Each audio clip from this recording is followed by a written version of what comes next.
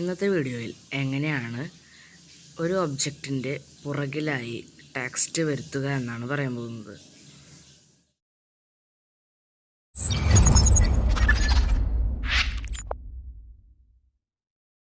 അതിനുവേണ്ടി ആദ്യം തന്നെ സ്നാപ്സീഡ് ആപ്ലിക്കേഷൻ ഓപ്പൺ ചെയ്യുക. ഇനി പ്ലസ് ഐക്കണിൽ ക്ലിക്ക് ചെയ്യുക. ഇനി ഇമേജ് സെലക്ട് ചെയ്യുക. ഇനി ടൂൾസ് ക്ലിക്ക് ചെയ്യുക. അതിനുശേഷം ടെക്സ്റ്റ് ക്ലിക്ക് ചെയ്യുക.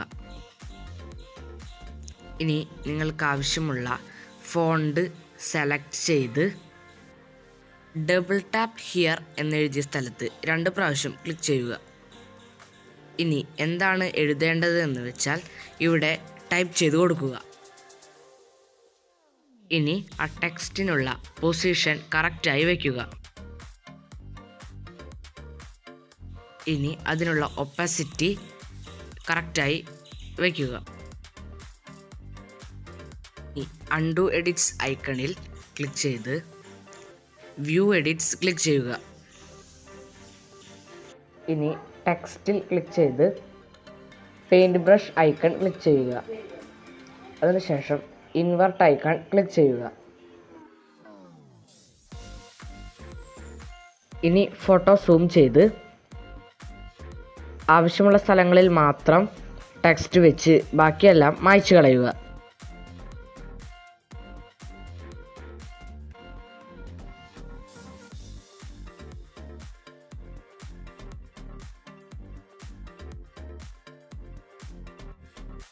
ഇപ്പോൾ ഫോട്ടോ റെഡിയാണ്. ഇനി ടിക്ക് മാർക്ക് ക്ലിക്ക് ചെയ്ത് ബാക്ക് ക്ലിക്ക് ചെയ്യുക.